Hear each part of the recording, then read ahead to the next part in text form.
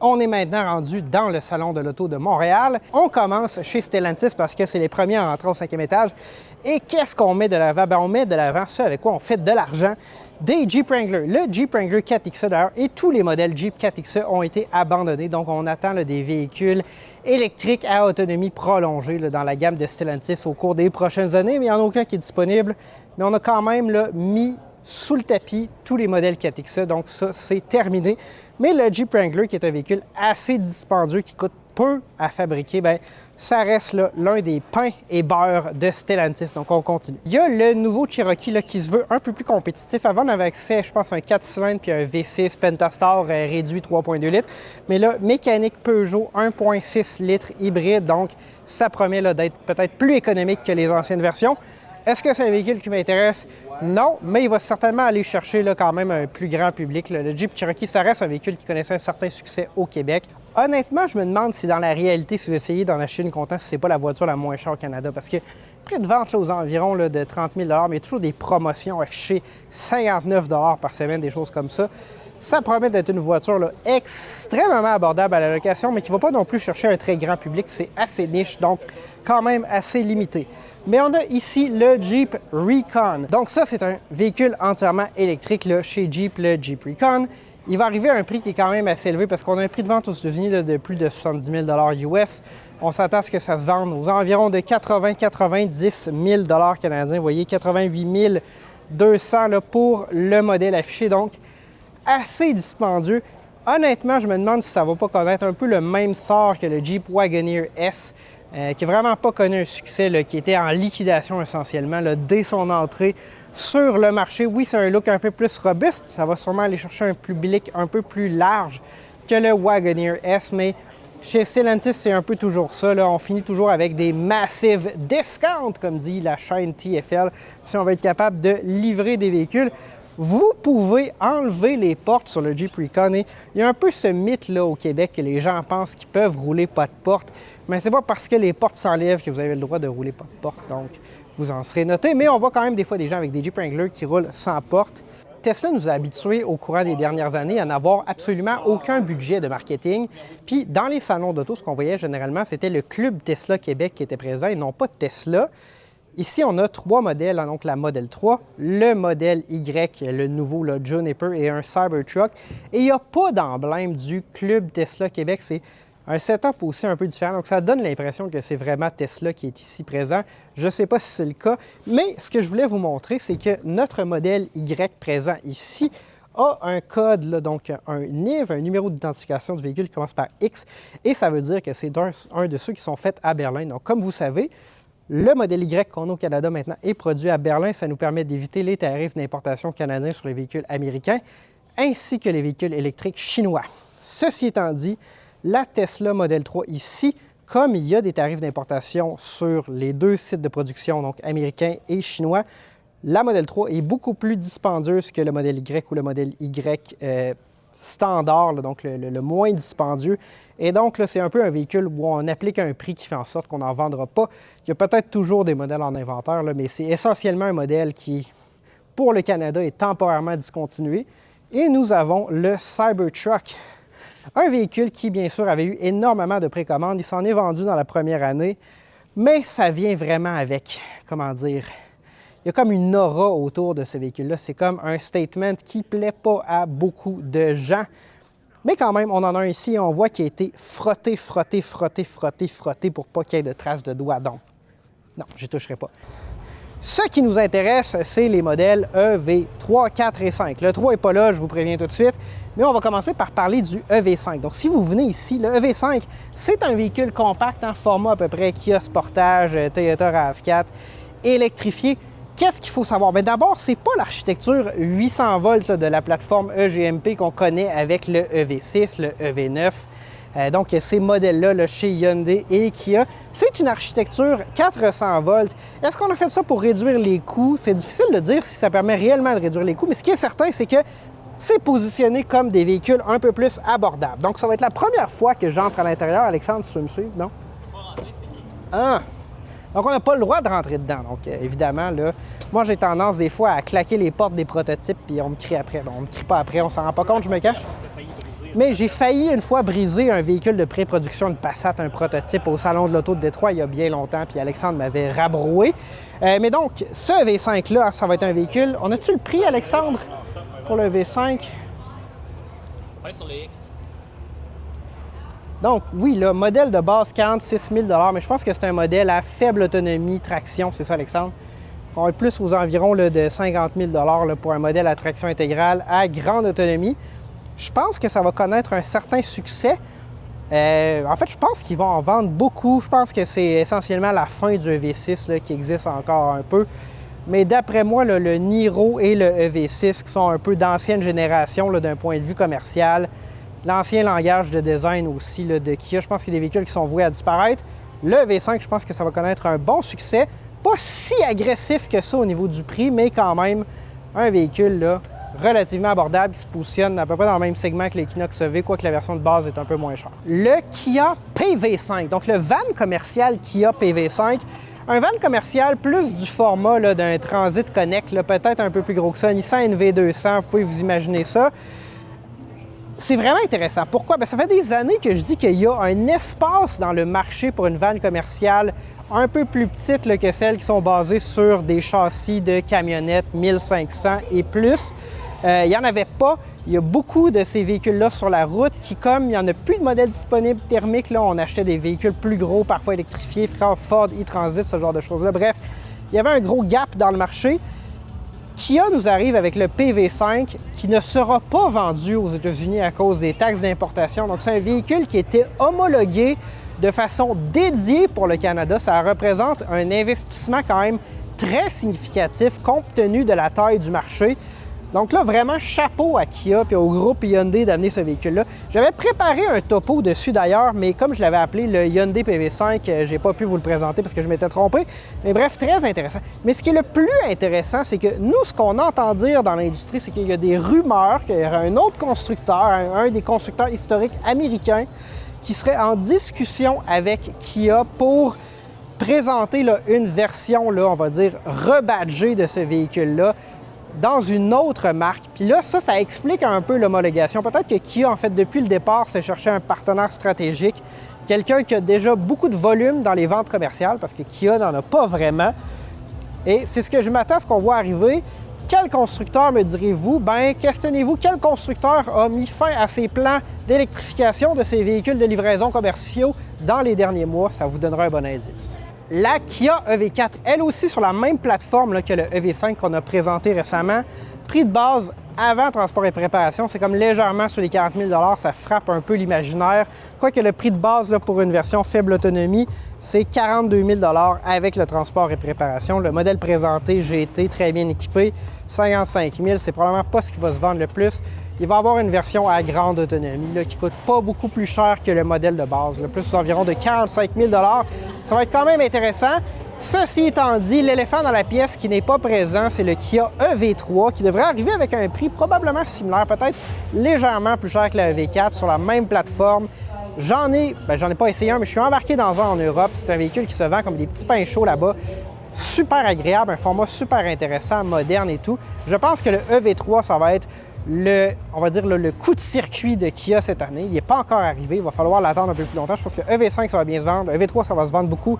Le EV4, moi, je pense que ça va être le véhicule que vous allez voir apparaître dans des cours, par exemple, d'école de conduite, ce genre. Je pense que ça va être un véhicule qui va plus être destiné aux ventes de flotte où la Kia K4, en fait, performe très bien actuellement. On peut embarquer dans la EV4 qui est ici, donc je vais vous amener avec moi. J'avais eu la chance d'essayer une K4 l'année dernière de base. Là, ici, on a une version où j'ai été beaucoup mieux équipé, mais essentiellement, on se retrouve à l'intérieur d'une K4. Il faut vraiment voir la EV4 comme la version électrifiée de la K4.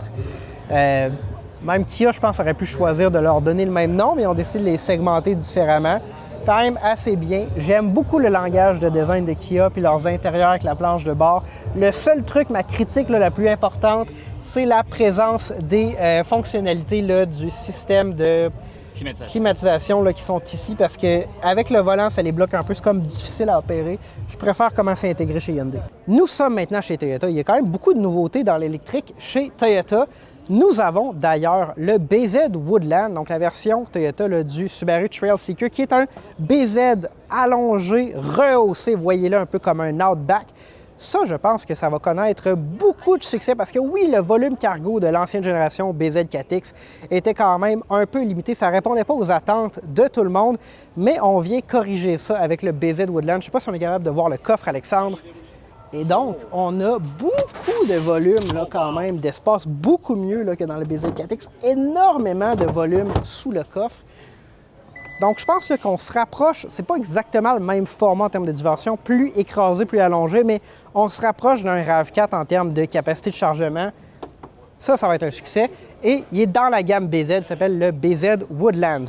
Nous avons aussi là, le BZ régulier ici, donc nouvelle génération du BZ4X avec un nom simplifié, plus d'autonomie, meilleure thermorégulation, plus grosse batterie, 480 km d'autonomie en version à traction.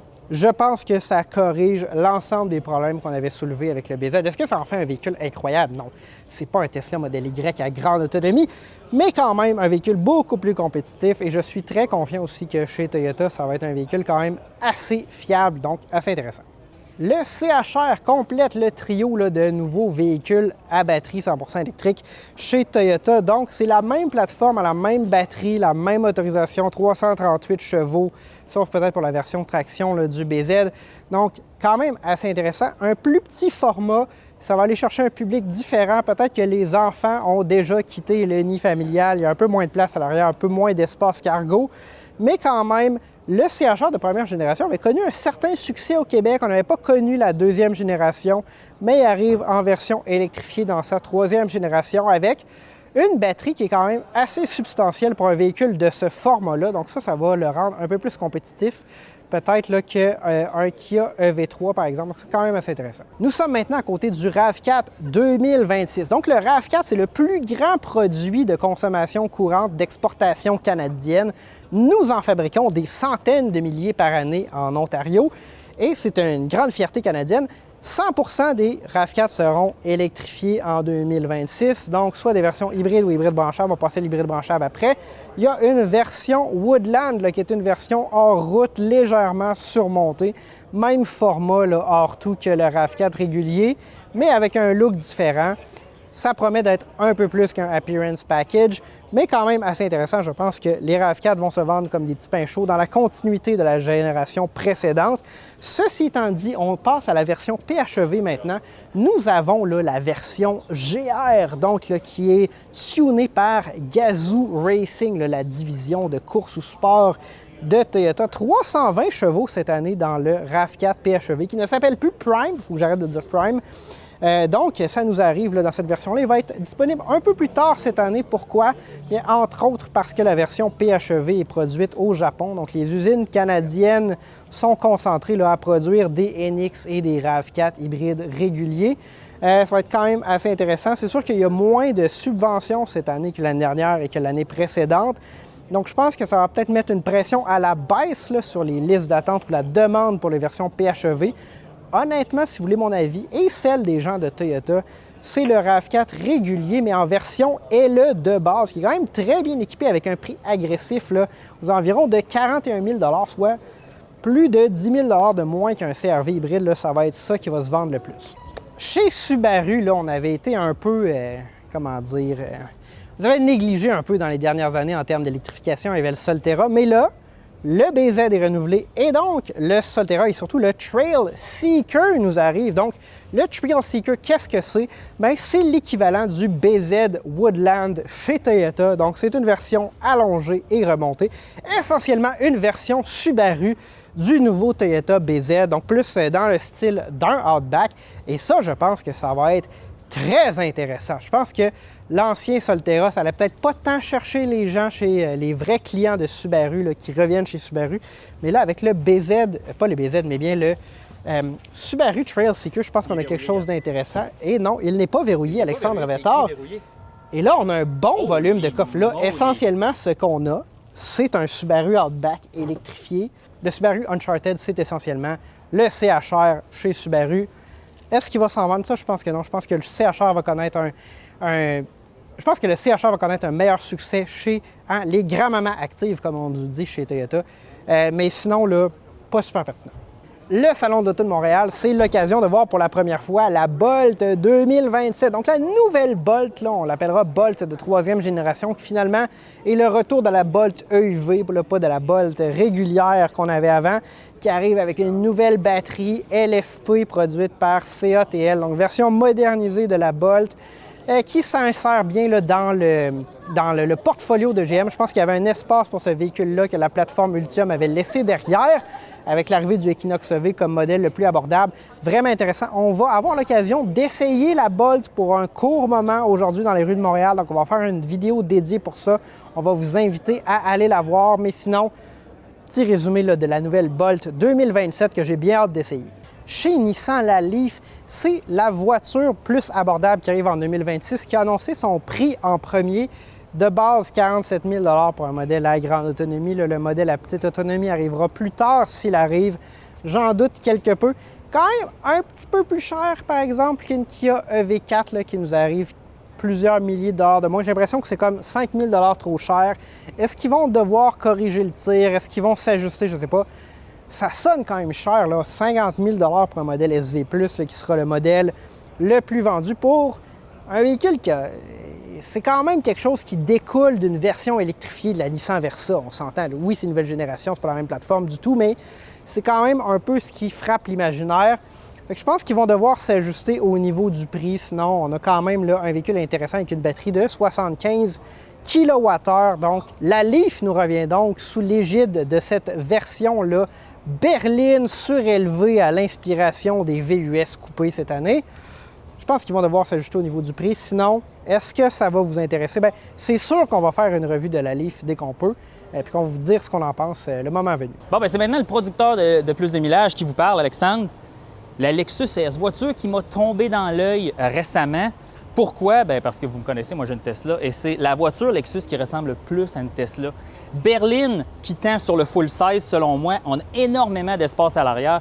Je suis sûr que ce véhicule-là a été designé pour les marchés asiatiques, plus particulièrement le marché chinois. J'aurais aimé m'asseoir à l'intérieur. Malheureusement, le véhicule est verrouillé. Mais hier, j'étais à une soirée Toyota où ce dit véhicule était déverrouillé. Et je peux vous dire, l'intérieur, c'est quelque chose. On a des boiseries en bambou illuminé. L'intérieur, Gabriel, je vais te laisser prendre la place. Zoom. L'intérieur est assez surprenant et ceux qui sont propriétaires de Tesla vont remarquer que c'est là qu'on y est. Vraiment intéressant. D'un point de vue d'architecture, ce qui est fascinant de la nouvelle ES, c'est qu'essentiellement, c'est la motorisation là, du trio BZ Trail Seeker CHR. On a la même batterie, longue autonomie, même moteur à l'avant et à l'arrière, parce qu'à la fin, c'est un véhicule qui est basé sur la plateforme TNGA électrique chez Toyota. Et aussi, vous serez content d'apprendre qu'il va avoir aussi une version hybride régulière là, avec le système Toyota Lexus hybride qui sera disponible dans ce véhicule-là avec le 4 roues motrices là, électrifié.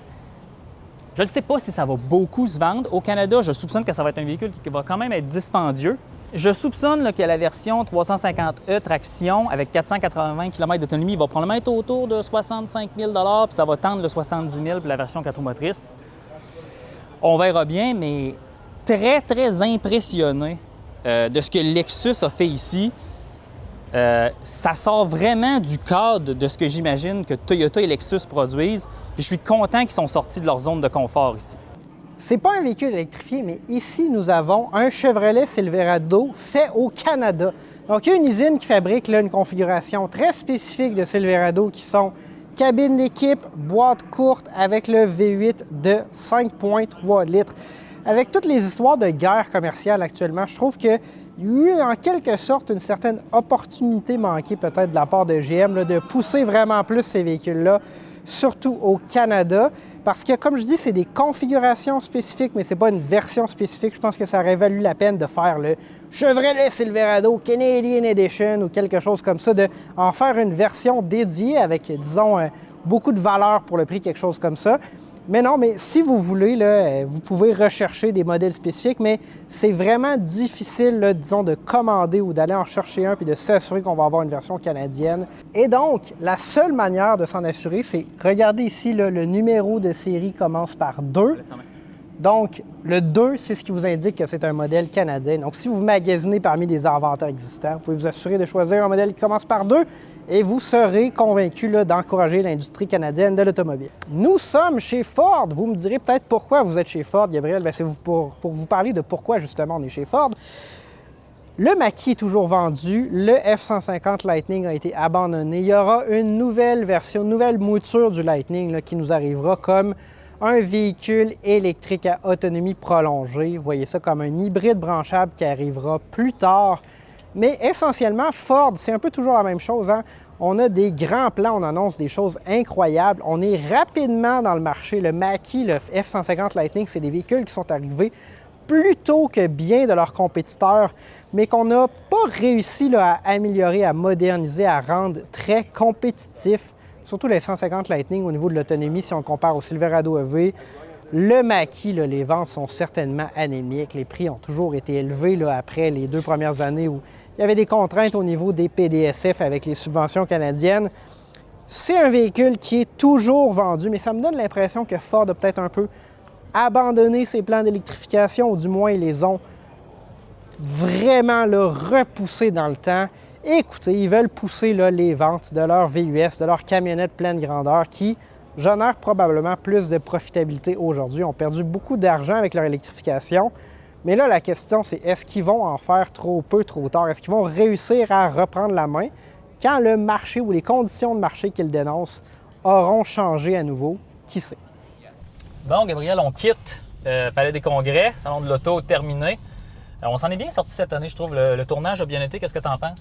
Oui, bien, c'était la 2e fois qu'on était présent au Salon de l'Auto, puis cette fois, je pense qu'on savait ce qu'on faisait. Ouais, ça s'est beaucoup mieux passé.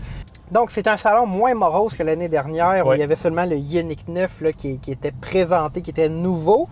Là, cette année, beaucoup de nouveaux modèles. Il y a eu certains dévoilements, mais c'est pas nécessairement là-dessus qu'on a focusé. Il y a des modèles qui avaient déjà été dévoilés, mais qu'on pouvait voir pour la première fois au Québec.